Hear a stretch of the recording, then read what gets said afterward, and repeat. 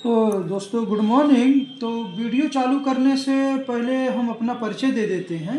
हमारा नाम है मनीष जायसवाल और जो कैमरामैन है वो हमारी सिस्टर रीमा जायसवाल। और हमारा पता है 869 आरकन्ना चौराहा मुट्ठीगंज प्रयागराज इलाहाबाद यूपी इंडिया से।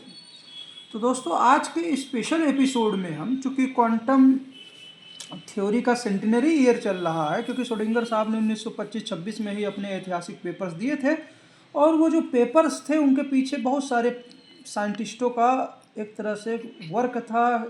Practical evidence, theoretical evidence, E=mc², Einstein साहब की famous equation, de Broglie hypothesis, max Planck जिन्होंने क्वांटम फिजिक्स की एक तरह से शुरुआत की, और ऑफकोर्स नील बोर्स और हाइजेनबर्ग साहब जिनके बिना क्वांटम मैकेनिक्स कोई फ्रेमवर्क नहीं पा सकता है। खैर, तो आज हम इसके ट्रिब्यूट में एक लेमैन, एक रैंडम इंडियन मैन ट्रिब्यूट देना चाहता है। तो आज हम क्वांटम फिजिक्स को में एटम को नए सिरे से समझना चाहते हैं। जी हाँ, एटम को हम नए सिरे से समझना चाहते हैं। नॉर्मली जो भी अलग अलग एक्सपेरिमेंट हुए, रदरफोर्ड एक्सपेरिमेंट, उसके पहले इलेक्ट्रॉन की खोज थॉमसन के एक्सपेरिमेंट, इन सब चीज़ों से जो फिगर आती है और बोर मॉडल जो बनाया गया बाद में, तो इनसे जो फिगर इस एटम की जो आती है वो ये आती है कि एक न्यूक्लियाई है जहाँ ज़्यादातर पॉजिटिव चार्ज और मास एटम का कंसंट्रेट है। अल्फा पार्टिकल स्कैटरिंग एक्सपेरिमेंट को अगर याद करिए, और इलेक्ट्रॉन जो हैं वो कुछ डिस्क्रीट पॉइंट्स पर हो सकते हैं, प्लानिटरी वे में घूम सकते हैं या बोर ऑर्बिट्स में घूम सकते हैं, इस तरह से। तो एक्चुअली में आज हम इसको थोड़ा और इसको क्वांटम फिजिक्स के लिहाज से समझने की कोशिश करेंगे। ये थ्योरी, ये एक्सप्लेनेशन जो एक्सपेरिमेंटल एविडेंस है, एक्चुअली में हम हमेशा से मैटर के मास के ज़्यादा करीब रहे हैं, पार्टिकल के ज़्यादा करीब रहे हैं ना। तो एक्चुअली में अगर हमारा एटम एक न्यूक्लियाई, एक बड़ा पार्टिकल, और ये छोटे छोटे पार्टिकल्स, ये इलेक्ट्रॉन्स इस तरह से रिप्रेजेंट होता है, और यही हमारा एटम है अगर, तो हम इन पार्टिकल्स को हम इस सेंट्रल न्यूक्लियाई के रेस्पेक्ट में इसको हम एक तरह से पूरी तरह फिक्स मान सकते हैं, रेस्ट पे मान सकते हैं अभी के लिए फ़िलहाल। और ये जो छोटे छोटे पार्टिकल्स हैं इलेक्ट्रॉन के, इसमें काइनेटिक एनर्जी दे सकते हैं। क्या दे सकते हैं? Kinetic energy. तो ये जो सिस्टम है पार्टिकल्स का, इलेक्ट्रॉन और न्यूक्लियस का, इसमें काइनेटिक एनर्जी है इलेक्ट्रॉन्स में, ठीक है, जिससे ये सिस्टम अपनी पोजीशंस को चेंज करेगा, ठीक है, कोई दिक्कत नहीं है।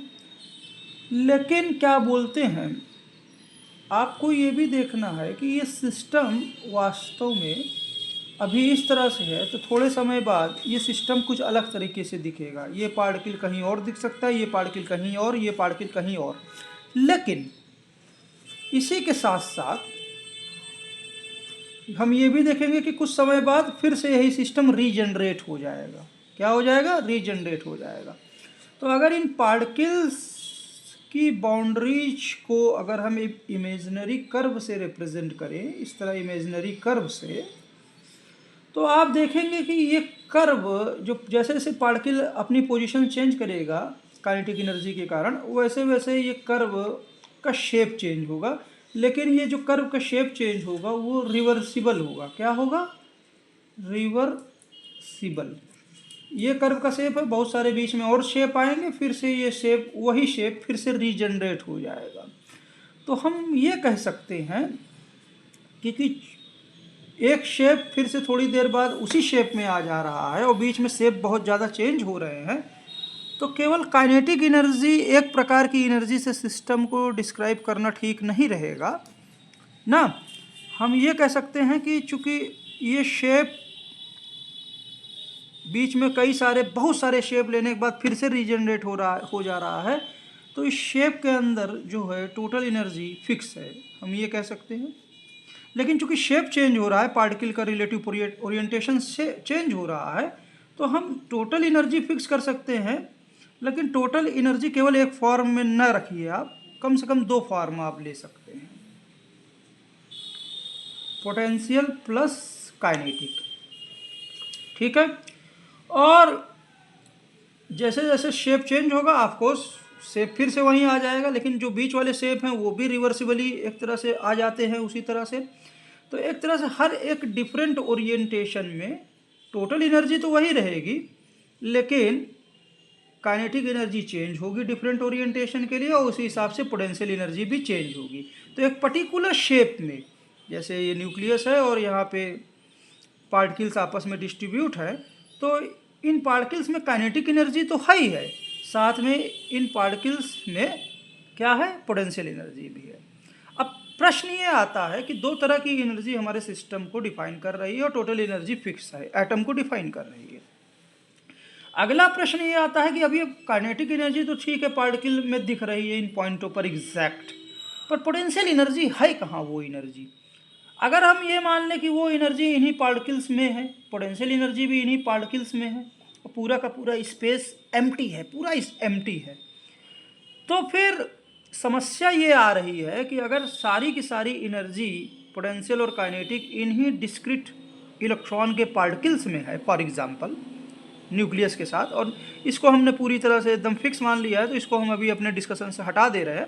अगर टोटल की सारी एनर्जी इन्हीं इलेक्ट्रॉन के पार्टिकल्स में है, पोटेंशियल और काइनेटिक, तो फिर आता यह है कि पोटेंशियल काइनेटिक एनर्जी का जो सम है, जैसे जैसे सिस्टम अपना शेप बदलता है, पार्टिकल्स अपनी पोजीशन बदलते हैं, तो ये आपस में पोटेंशियल और काइनेटिक एनर्जी आपस में एक्सचेंज कैसे होती है। इस पार्टिकल में काइनेटिक एनर्जी भी है, पोटेंशियल एनर्जी भी, इस पार्टिकल में भी काइनेटिक एनर्जी पोटेंशियल एनर्जी है, लेकिन टोटल काइनेटिक एनर्जी और टोटल पोटेंशियल एनर्जी का सम एक है।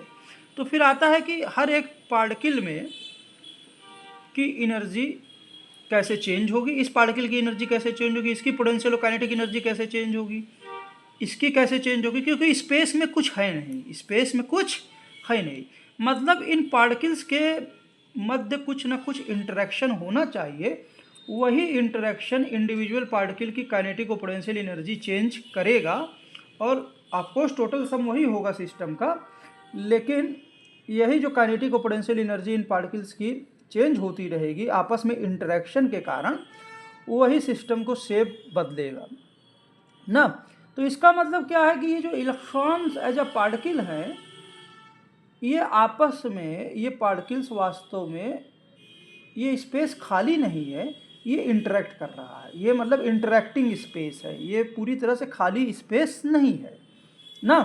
और इसी स्पेस के माध्यम से वास्तव में एनर्जी ट्रांसफ़र होती है। काइनेटिक एनर्जी तो पार्टिकल में दिख ही रही है, लेकिन अगर इंटरेक्शन हो रहा है, एनर्जी यहाँ से यहाँ ट्रांसफ़र हो रही है, हमें नहीं पता किस फॉर्म में, लेकिन अगर काइनेटिक एनर्जी हमको इस पार्टिकल में दिख रही है और इसी पार्टिकल पे हमको मास भी दिख रहा है, तो कम से कम ये मान सकते हैं हम कि जो पोटेंशियल एनर्जी है वो स्पेस में है। पोटेंशियल एनर्जी क्या है, स्पेस में है। तो जो ये खाली स्पेस दिख रहा है, एक्चुअली में ये भरा हुआ है किससे, पोटेंशियल एनर्जी से। किससे भरा हुआ है ये खाली स्पेस, पोटेंशियल एनर्जी से कम तो भरा ही है, क्योंकि मास तो हमको दिख नहीं रहा ना।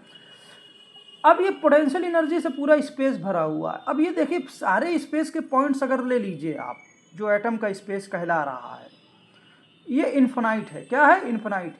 और अगर ये मास वाले पॉइंट्स ले लीजिए तो वो बहुत लिमिटेड है, वो बहुत लिमिटेड है।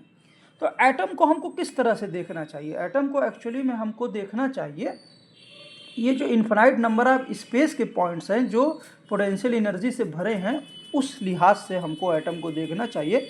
और ये जो potential energy infinite number of space के पॉइंट्स में जो पोटेंशियल एनर्जी है, इन्फिनाइट नंबर ऑफ पॉइंट्स, यही पोटेंशियल एनर्जी एक्चुअली में इनके ही माध्यम से, इनके ही स्पेस की पोटेंशियल एनर्जी जो चेंज होती है, जो फ्लक्चुएट होती है स्पेस की पोटेंशियल एनर्जी, उन्हीं के फ्लक्चुएशन के कारण वास्तव में कुछ पॉइंटों पर हमको मोमेंटरली मास दिखता है, मोमेंटरली मास दिखता है।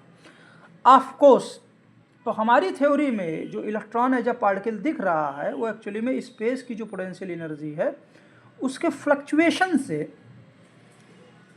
पोटेंशियल एनर्जी के फ्लक्चुएशन से इन पॉइंटों पे मास दिख रहा है। तो पहले मास बनता है पार्टिकल का स्पेस के फ्लक्चुएशन से, और उसके बाद मास के बाद वो मास जो है स्पेस के फ्लक्चुएशन से, fluctuation of space, fluctuation of space. ये और कुछ नहीं, इन्फिनाइट नंबर ऑफ जो स्पेस पॉइंट्स हैं उनके प्लेस से एक्चुअली में जिसमें पोटेंशियल एनर्जी है हमको मास मिलता है। हाँ, ये मास हमको इन पार्टिकल्स के रूप में इस समय दिख रहा है, जिसको हम इलेक्ट्रॉन एज अ पार्टिकल बोल रहे हैं। प्लस पार्टिकल होने के बाद काइनेटिक एनर्जी भी इसी पोटेंशियल एनर्जी से आता है। मतलब स्पेस में जो infinite number of potential energy लिए हुए पॉइंट्स हैं उनके इंटरप्ले से ही मास बन रहा है, उसकी मास की काइनेटिक एनर्जी है, और जो मास बनना है उसमें भी एक पोटेंशियल एनर्जी है, उसमें भी एक पोटेंशियल एनर्जी है। तो हम इस तरह से सिस्टम को जब देखने की कोशिश करते हैं तो अब नेक्स्ट प्रश्न आता है कि जो स्पेस में जो इन्फिनाइट नंबर ऑफ पॉइंट्स हैं जिसमें पोटेंशियल एनर्जी है उनके इंटरप्ले से अगर किसी पॉइंटों पे पार्टिकल दिख जा रहा है तो वो पार्टिकल का मास मोमेंटरी है कि परमानेंट है, हम ये नहीं कह सकते हैं। हम ये मान सकते हैं कि नेचर जो है कोई एक चीज़ से डिक्टेट नहीं होती है। हम ये मान सकते हैं कि स्पेस में जो इन्फिनाइट नंबर ऑफ पॉइंट्स हैं जिसमें पोटेंशियल एनर्जी है उनके फ्लक्चुएशन से कुछ परमानेंट मास भी है, अब हमको दिख जाता है। मतलब एक बार ये मास अगर जनरेट हो गया इन पॉइंटों पर तो एक्चुअली में ये मास पूरी तरह से अपनी आइडेंटिटी नहीं खोता है।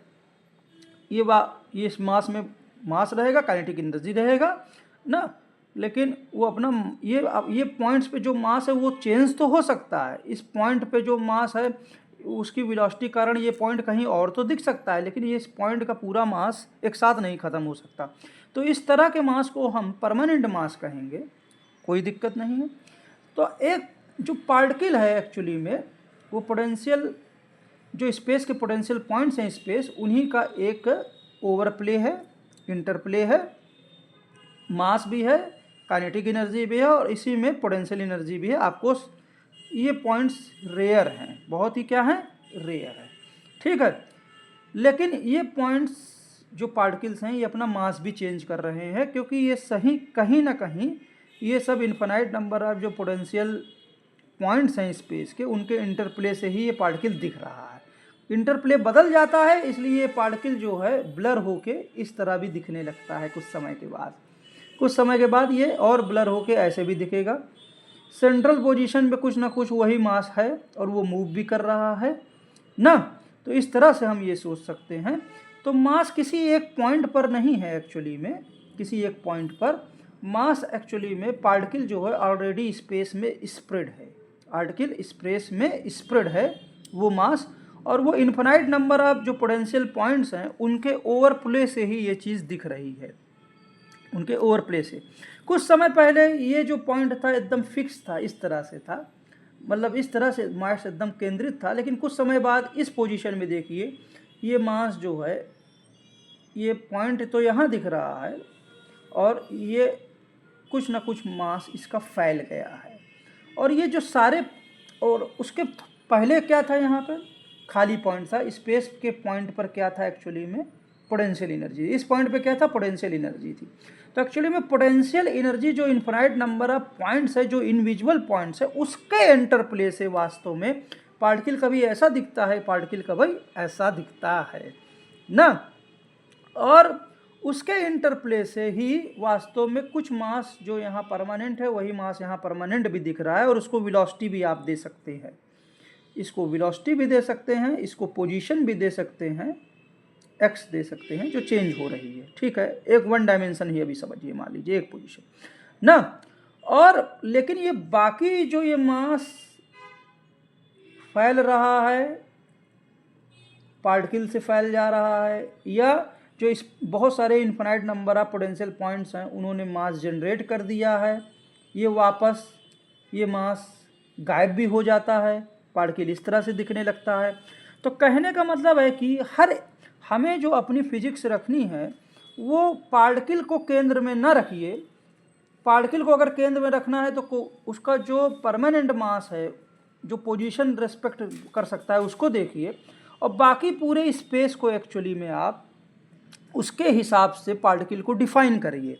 तो बाकी पूरे स्पेस में अगर देखेंगे तो कभी यहाँ पर केवल पोटेंशियल एनर्जी इस पॉइंट पे थी स्पेस में, अब वहाँ पर हल्का हल्का मास भी दिखने लगा है।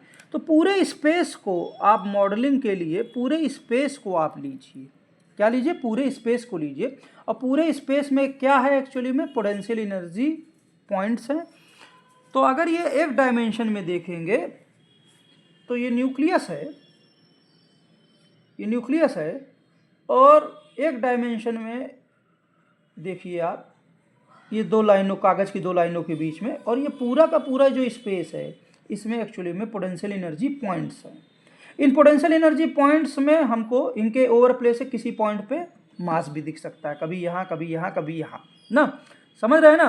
कुछ मास परमानेंट हो जाएगा जो एज अ पार्टिकल की तरह मूव करेगा, लेकिन बहुत सारा मास इन पोटेंशियल एनर्जी स्पेस के ओवर फ्लक्चुएशन से मोमेंटरी मास भी होगा। क्या होगा? मोमेंटरी मास भी होगा।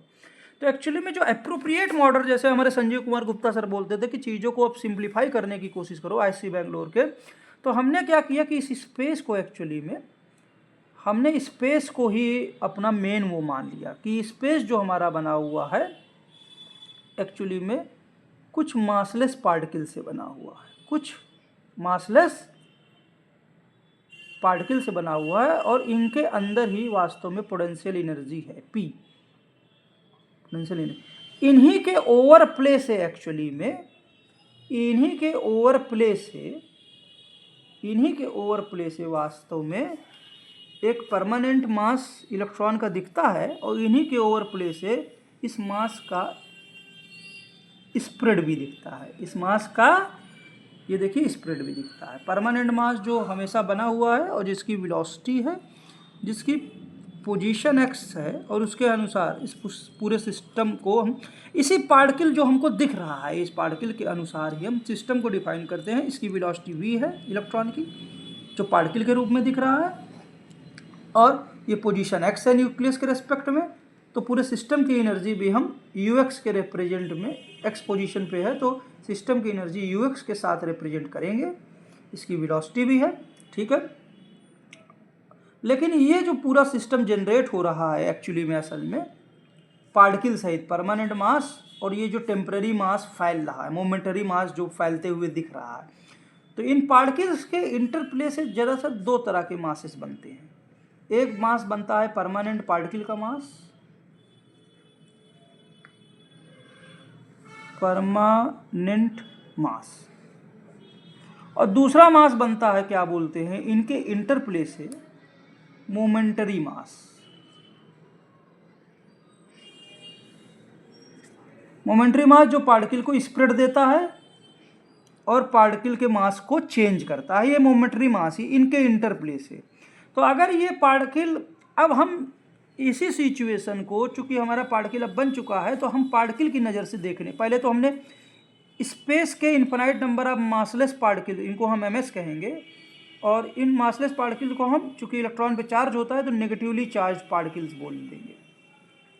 इनके इंटरप्ले से ही वास्तव में ये पार्टिकल और स्प्रेड दिख रहा है ना।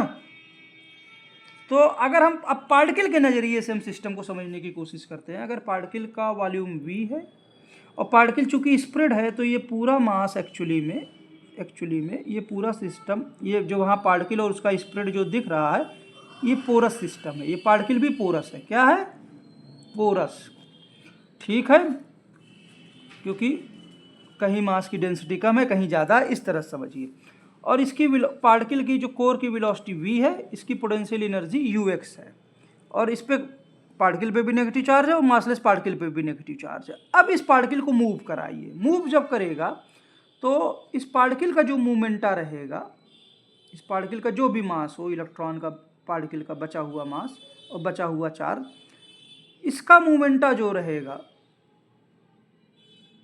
m बार इंटू v, एक्चुअली में यही इन मासलेस पार्टिकल में चेंज होगा।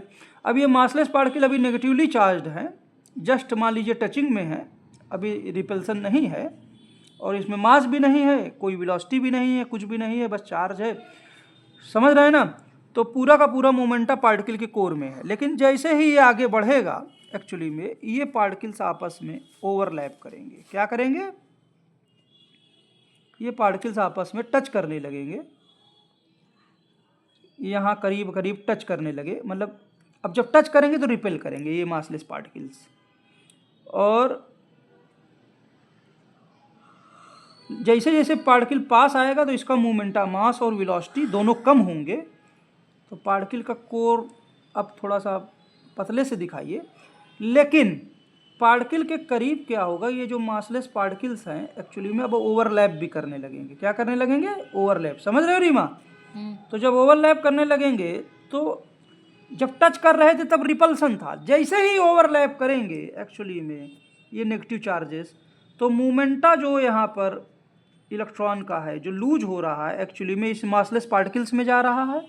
पहले वो जस्ट टच कर रहे हैं, रिपेल कर रहे हैं, पोटेंशियल एनर्जी में कन्वर्ट हो रहा है, लेकिन पहले जो मोमेंटा था m बार इंटू वी एक्चुअली में उसका मोमेंटल ट्रांसफर अब मासलेस पार्टिकल्स में हो रहा है।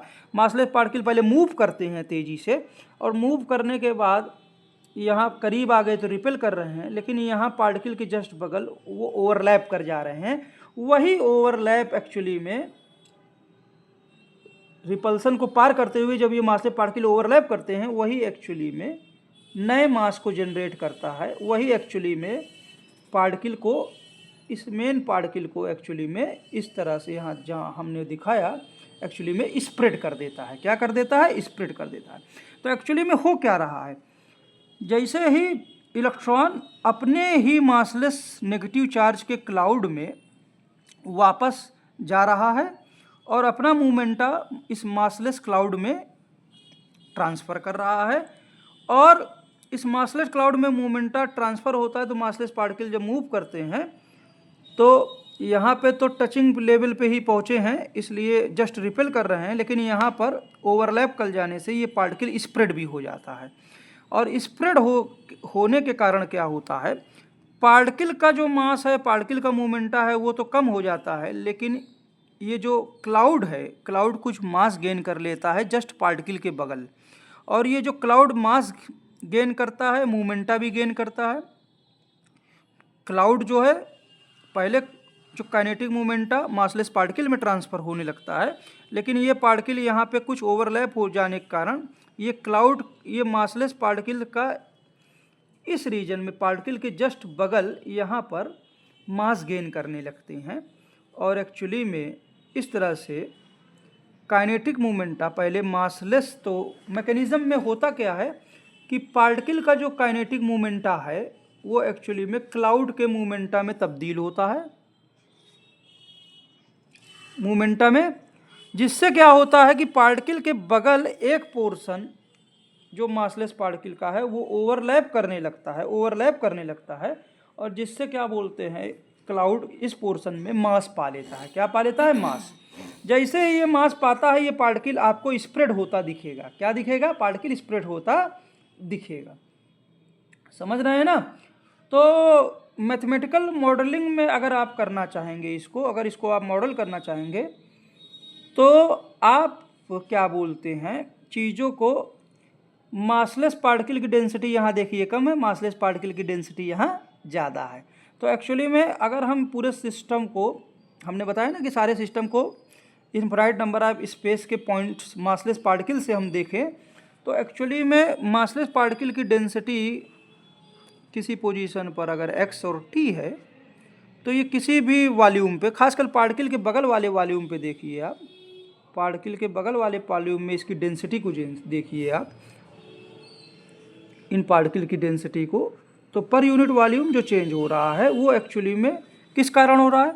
डेंसिटी यहाँ न्यूक्लियस के पास नेगेटिव पार्टिकल ज़्यादा हो सकते हैं, तो डेंसिटी, पार्टिकल की डेंसिटी मतलब इस पार्टिकल के रीजन में अगर एक वॉल्यूम ले लें तो डिफ्यूजन के कारण ये पार्टिकल्स आपको नेट डिफ्यूजन के कारण इकट्ठा होते दिखेंगे।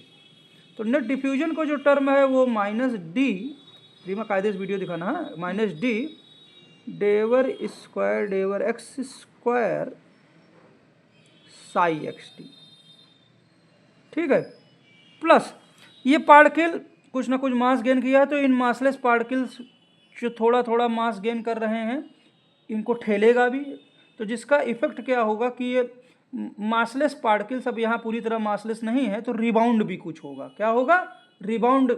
ये मासलेस पार्टिकल डिफ्यूजन से तो नेट डिफ्यूजन से आएंगे। अच्छा, ये पार्टिकल हमने पोरस बताया था, जो डिफ्यूजन इधर से होगा वही डिफ्यूजन इस पार्टिकल के बाहर भी होगा। तो इन दोनों का नेट डिफ्यूजन का टर्म ये रहा, क्या रहा?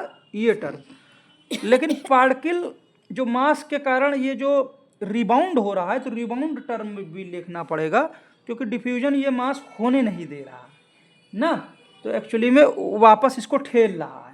तो वापस वाला जो ठेलने वाला टर्म है उसको एक कांस्टेंट बी, और डिपेंड करेगा कि पार्टिकल कैसे मूव है कर रहा है, मतलब पार्टिकल की जो एनर्जी है ux का फंक्शन हो जाएगा, मल्टीप्लाइड बाई यहाँ पर स्वयं मासलेस पार्टिकल की डेंसिटी कितनी है, मासलेस पार्टिकल की डेंसिटी कितनी है।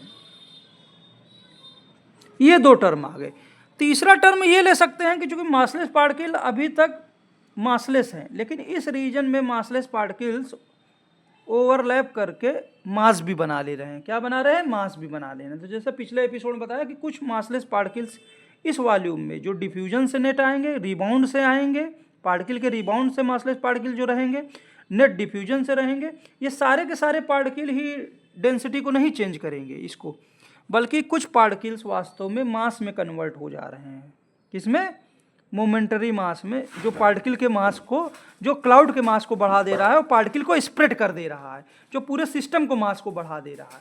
तो एक्चुअली में एक टर्म और हम जोड़ सकते हैं यहाँ पर, और उस टर्म को हम एक्चुअली में माइनस से रिप्रेजेंट करें, और चूंकि वो पार्टिकल के मूवमेंट के अनुसार, एनर्जी के अनुसार है, एक कांस्टेंट ले लीजिए, और वो पार्टिकल की वेलोसिटी पे डिपेंड करेगा कि ये मासलेस पार्टिकल यहाँ पर इस पूरे वॉल्यूम में जो डिफ्यूजन से रिबाउंड से आ रहे हैं, डिफ्यूजन और रिबाउंड से, वो वास्तव में वो मास में तब्दील हो रहे हैं कि वापस मोमेंटरी मास में, जो पार्टिकल और क्लाउड का मास बढ़ा रहा है टोटल, या फिर वो क्या बोलते हैं, जब ये पार्टिकल दूर जाएगा तो अपोजिट क्रिया भी होगी, तो वहाँ पोटेंशियल एनर्जी का सब साइन चेंज हो जाएगा, तो मासलेस पार्टिकल जनरेट भी होंगे। तो फिलहाल हम अभी चूँकि पार्टिकल को, मासलेस पार्टिकल पास पास आ रहे हैं, तो मासलेस पार्टिकल कंज्यूम हो रहे हैं, इसलिए नेगेटिव टर्म लेते हैं, और पार्टिकल की वेलोसिटी ux से रिप्रेजेंट करते हैं, और जो पार्टिकल गायब होंगे एक्चुअली में, जो मासलेस पार्टिकल इस पार्टिकल से टकराएंगे ना, वो कुछ ये इस वॉल्यूम में गायब भी हो जाएंगे, तो वो एक्चुअली में साई x के ही प्रोपोर्शनल होंगे, कितनी मासलेस पार्टिकल की डेंसिटी है। तो इस तरह से आप देखिएगा, तो एक तीसरा कांस्टेंट भी आ गया s ना। तो इस मॉडल से आप देखिएगा तो एक्चुअली में ये हमारी रिलेटिविस्टिक स्क्रोडिंगर इक्वेशन है, क्योंकि नॉर्मल श्रोडिंगर इक्वेशन जो हम लिखते हैं वो देखिए, हम डायरेक्टली अपने मतलब के फॉर्म में लिख रहे हैं, del by del t i psi x t is equal to minus h bar 2m del x square psi x t plus 1 upon h bar u x psi x t. यहाँ पे इस equation में दो term हैं। क्या है? दो term हैं, जो वास्तव में श्रोडिंगर साहब ने किस तरह से डिफाइन की थी। मान लीजिए टोटल एनर्जी E है सिस्टम की, potential energy plus kinetic energy. हमने एग्जैक्ट फॉर्म नहीं लिया है, लेकिन उन्होंने जब एग्जैक्ट फॉर्म ले लिया था तो एक्चुअली में पोटेंशियल एनर्जी को ux से रिप्रेजेंट कर दिया, कोई दिक्कत नहीं, लेकिन काइनेटिक एनर्जी को नॉन रिलेटिविस्टिक सेंस में जब यूज किया, समझ रहे हो रीमा, तो इसको p स्क्वायर बाई 2m। यहाँ ई क्या है जो उसके आगे? Total energy, kinetic energy. अच्छा।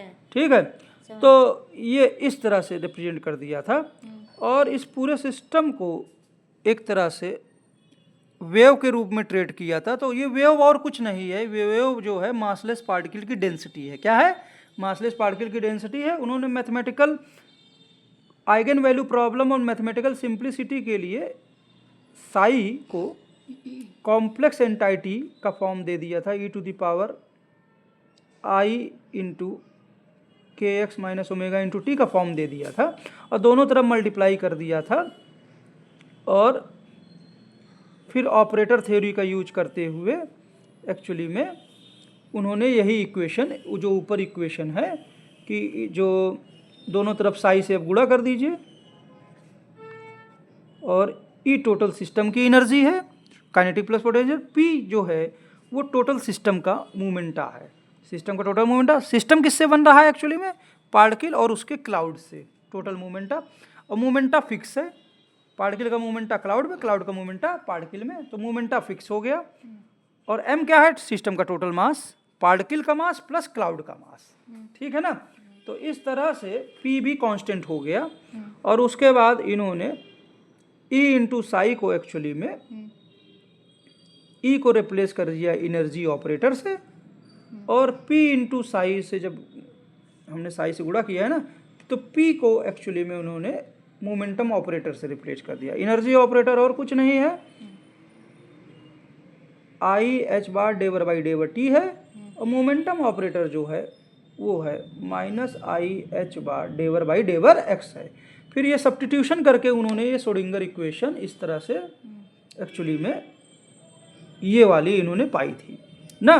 हमने आई को अंदर ले आके बस ये बताना चाहते हैं कि हमारे मॉडल में जो हमने मॉडल लिया है कि सारे के सारे स्पेस को मासलेस पार्टिकल से अगर मान के चलिए तो एक्चुअली में साई एक रियल क्वांटिटी है, तो हमको श्रोडिंगर इक्वेशन को उसकी रियलिटी के टर्म में देखना चाहिए। मैथमेटिक्स आई को आप एक तरह से मैथमेटिकल रेसिड्यू मान सकते हैं कि जो हमने specific form e to the power i k x minus omega into t ले लिया ताकि मैथमेटिक्स ईजी हो जाए, आइगन वैल्यू प्रॉब्लम में बदल जाए।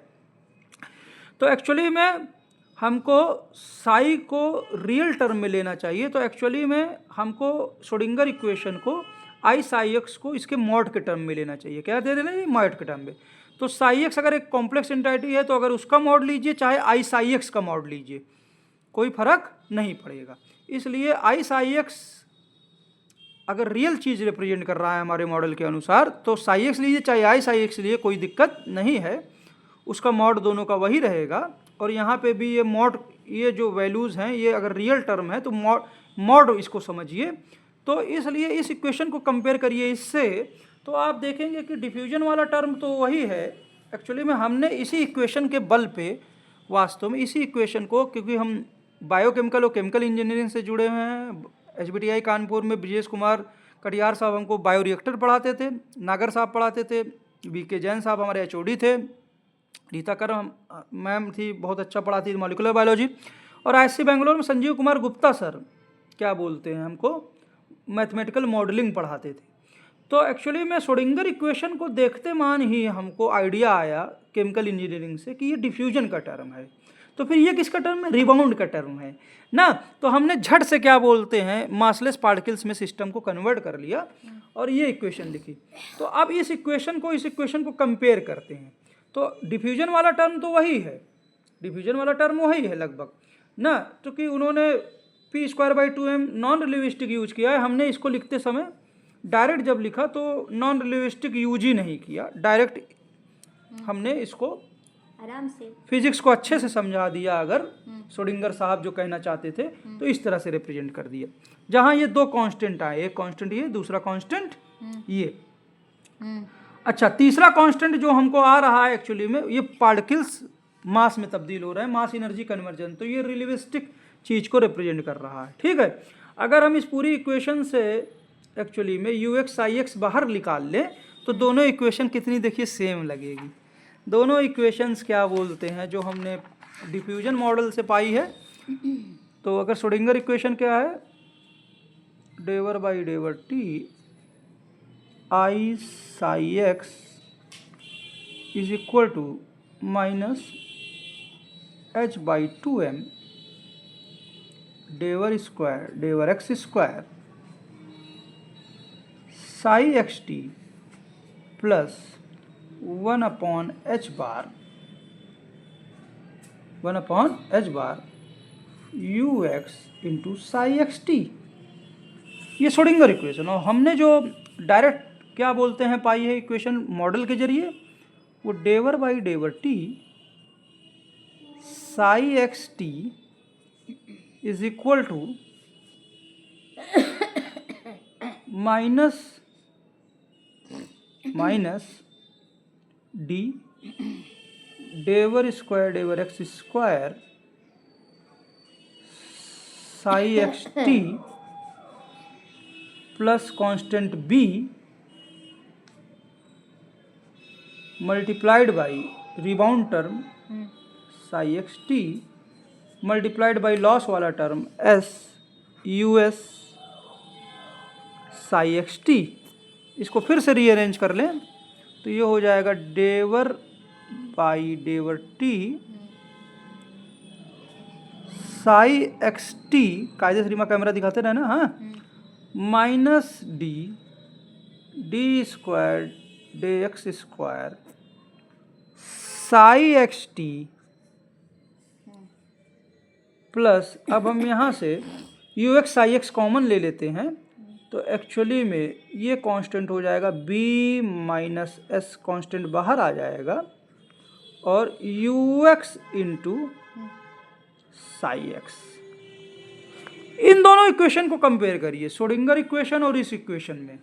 तो एक्चुअली में जब कंपेयर करेंगे दोनों इक्वेशन को तो मोटा मोटा डिफ्यूजन मास के इन्वर्सली प्रोपोर्शनल होगा। जाहिर बात है, सिस्टम में जितना मास रहेगा, चाहे पार्टिकल में हो चाहे उसके स्प्रेड में हो, तो डिफ्यूजन को कम करेगा।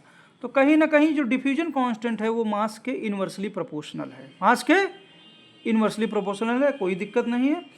और ये जो 1/h की वैल्यू है ये b माइनस एस 1/h को रिप्रेजेंट कर रहा है ना।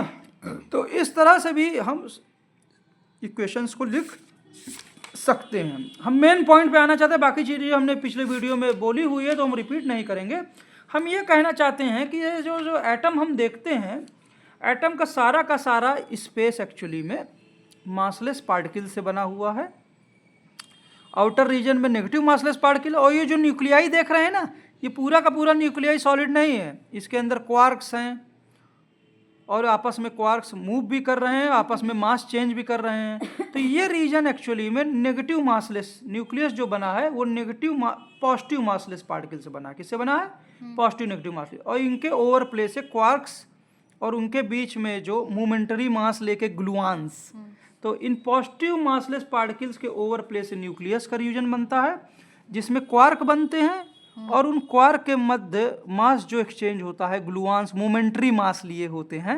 एक्चुअली में पॉजिटिव मासलेस पार्टिकल के ओवरप्ले से ही ग्लूआन्स क्या बनते हैं? ग्लूआन्स, और वो मोमेंटरी मास ट्रांसफर किए होते हैं जिसको हम हिग्स फील्ड भी कहते हैं। तो इस मॉडल में मासलेस पार्टिकल्स एक्चुअली में एनर्जी, पोटेंशियल एनर्जी मास में भी मोमेंटरी मास में कन्वर्ट हो रही है, मोमेंटरी मास पार्टिकल को मास दे रहा है। तो ये भी एक तरह से हिग्स फील्ड आपको दिख रही होगी, ठीक है।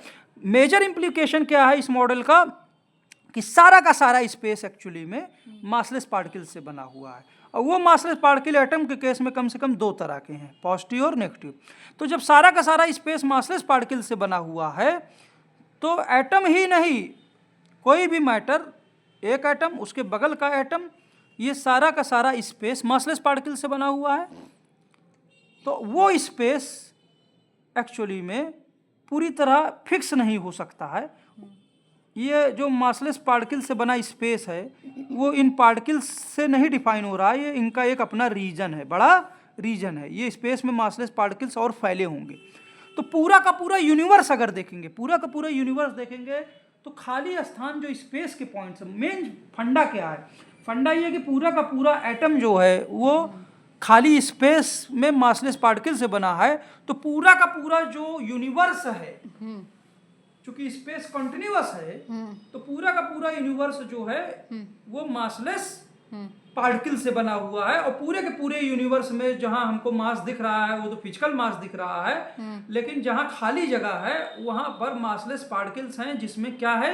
एनर्जी है। क्या है? एनर्जी है। कौन सी एनर्जी है? कम से कम पोटेंशियल एनर्जी तो है ही है, अगर उसमें क्या बोलते हैं, मास नहीं है। लेकिन अब यूनिवर्स का कोई भी स्पेस अगर ले लेंगे तो वो कोई भी स्पेस अगर मासलेस पार्टिकल से बना हुआ है, पॉजिटिव या नेगेटिव, या अगर कोई तीसरी तरह का पार्टिकल है, एक्चुअली में स्पेस में तो कोई चार्ज होता नहीं है, तो मान लीजिए ग्रेविटॉन के मासलेस पार्टिकल ना, जो न्यूट्रल है, लेकिन ये मासलेस पार्टिकल्स आपस में ये मासलेस पार्टिकल्स ओवरलैप करके मोमेंटरली, तो पूरा का स्पेस का कोई भी रीजन एक्चुअली में बिना एनर्जी के नहीं है, बिना एनर्जी के नहीं है।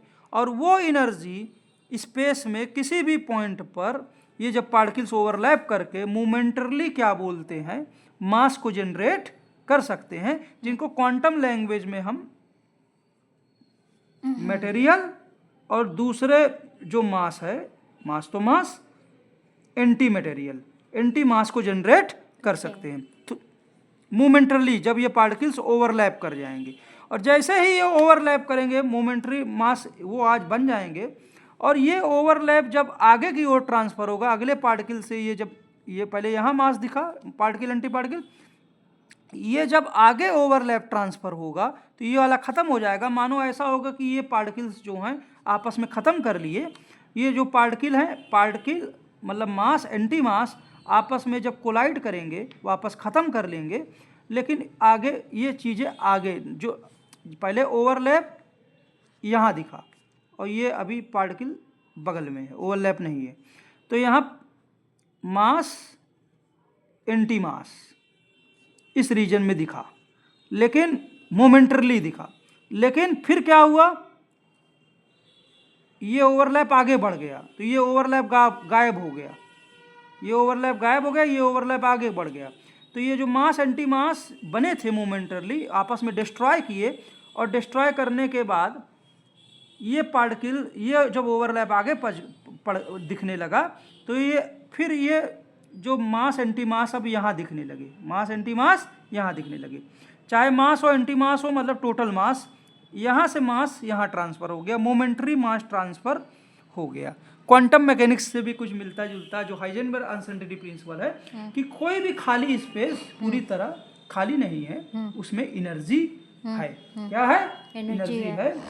और उस एनर्जी से मोमेंटरली मास एंटी मास बन सकते हैं, उस एनर्जी से बहुत कम समय के लिए। और वो मास एंटी मास एक्चुअली में हमारी थ्योरी में आगे बढ़ के वो अगर दो परमानेंट पार्टिकल्स हैं, जो परमानेंट मासेस हैं, दो परमानेंट पार्टिकल्स एक्चुअली में इसी मोमेंटरी मास के जरिए एक दूसरे से मोमेंटम ट्रांसफ़र करते हैं, मोमेंटम ट्रांसफ़र करते हैं, जिसको हम हिग्स फील्ड बोल सकते हैं। और इसी के कारण वास्तव में फील्ड का भी जन्म होता है ना, इसी के कारण फील्ड का भी जन्म होता है। तो एक्चुअली में पूरा का पूरा यूनिवर्स जो है वो मासलेस पार्टिकल्स से बना हुआ है।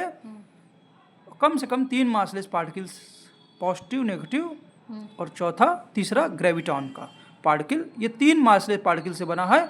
और इनसे ही वास्तव में मटेरियल, एंटी मटेरियल या मास, मोमेंटरी मास ट्रांसफर या मोमेंटम ट्रांसफर परमानेंट पार्टिकल्स या बॉडीज के बीच होता है। उम्मीद है एपिसोड आप लोगों को पसंद आया होगा। कैमरामैन रीमा जायसवाल का बहुत बहुत थैंक यू। जय हिंद, जय भारत। Thank you. पिछले एपिसोड पे पढ़ा रीमा, इसके पिछले वाले वीडियो में इसके डिस्क्रिप्शन लिंक शेयर कर देना, ठीक है? ठीक है। रख